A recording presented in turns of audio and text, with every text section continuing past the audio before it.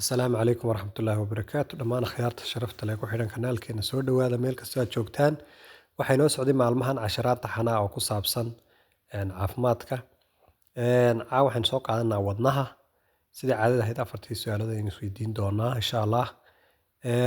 Ugu horreyn haddaynu kasoo ka bixino, wadnuhu waxa uu ku yaalaa laabta dhexdeeda ama mediastinumka meesha loo yaqaano. Waxa uu u janjeeraa dhinaca bidix. Waxa u dhexeeya labada sanbab. Xagga horena waxa uu ka xigaa lafaha sternumka ama sternumka loo yaqaano. Wuxuu u qaybsamaa inta badan afar qaybood oo chambers loo yaqaano. Oo loo yiraahdo right atrium iyo left atrium iyo left ventricle iyo right ventricle. Qaybta ugu awooda badanna waxa weeye waa left ventricle-ka. Waxyaabo kale oo ka kooban yahay xididada ayaa ka mid ah saddex qaybood ah. Caadaraha mid la yiraahdo oo dhiigga u qaada jirka intuu wadnaha ka qaado jirka gaarsiiya. Mid kale oo la yiraahdo pulmonary artery vein. Isaguna waxa u dhexeeya wadnaha iyo sanbabka oo dhiigga oxygen-ta wata ayuu ka soo qaadaa ka keenaa sanbabka oo wadnaha geeya. Isna waxaa jira vena cava oo dhiigga ayuu dib uga soo celiyaa jirka. Markuu jirka marka hore wada gaadho dhiiggii deoxygenated-ka ah buu ka soo celiyaa jirka qaybihiisa kale isagoo ku soo celinaya wadnaha kadibna wadnuhuna uu dirayo sanbabka. Intaasi waxa weeye qaybaha ugu qaybsama iyo shaqooyinkoodaas. Function ahaan wadnaha. Horta wadnuhu waa matoorka dhiigga qaybiya ama pumping dhiigga jirka waxa uu kala diro oo pump gareeya waa wadnaha. Dhiigga oxygen-ta wata jirku geeya. Dhiigga carbon dioxide ku jirana wuxuu ku soo celiyaa iyo wixii sun iyo waxa watana iyadoo wadnaha la soo marinaya sanbabka lagu soo celinayaa.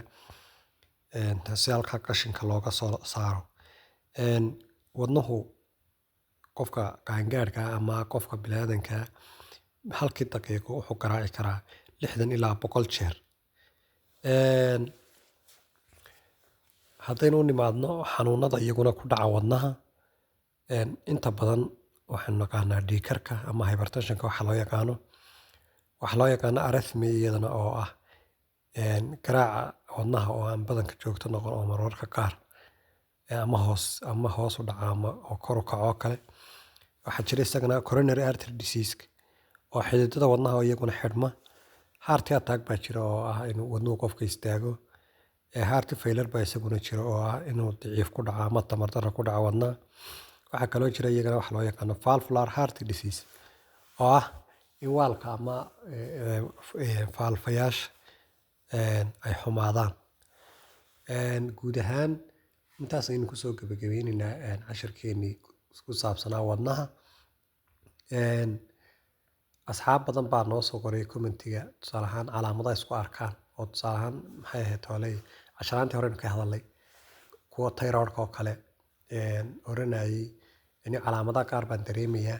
Marka waxaa jira waxyaabo badan oo inagu soo gudbin. Tusaale ahaan sinus symptoms waxa la yiraahdaa calaamadaha uu qofku muujisto xilliyada ay xanuunada ku dhacaan. Tusaale ahaan hadduu wadnahu qofka xanuunayo oo kale oo intaan xanuunadan aynu sheegnay uu ka mid yahay dhiig karkii oo kale waxyaabahaas oo kale ay qofkii ku jiraan jirkooda. Ama heart uu wax cilada jirto ama valve xidhan yahay oo kale. Kale calaamadooyin fara badan oo jira ayaa jira. Marka insha Allah iyagana si gaar ah inay uga hadli doonaa. Calaamado inagu ma muujino laakiin badanaa xanuunada ku dhaca ayaynu soo qaadanaa iyagoo fara badan. Mid kastaana calaamad iyo waxyaabo gaar ah buu leeyahay. Marka kale ciddii macnaha isku aragta calaamado ka mid ah wadnaha oo kale ama sanbabka ama wax fiican inay dhakhtarada oo aqoonta lagu xiriiraan. Inagu si kasab ahaan iyo si waxaan baan u soo gudbinaynaa ay maxay ahayd hawleyda dadka caafimaadka daneeya ay u ogaadaan. Xubin kasta xagga ay ku taalo, xubinta ay ku xigto, shaqada ay jirka u qabato, waxay jirka ka saartay iyo waxay soo geliso, waxyaabaha noocaas. Marka aad baad mahadsantihiin dhammaantiin meel kasta aad joogtaan. Waxaan idin leenahay sharaf korkiina ha ahaato. Asalaamu calaykum waraxmatullaahi wabarakaatu.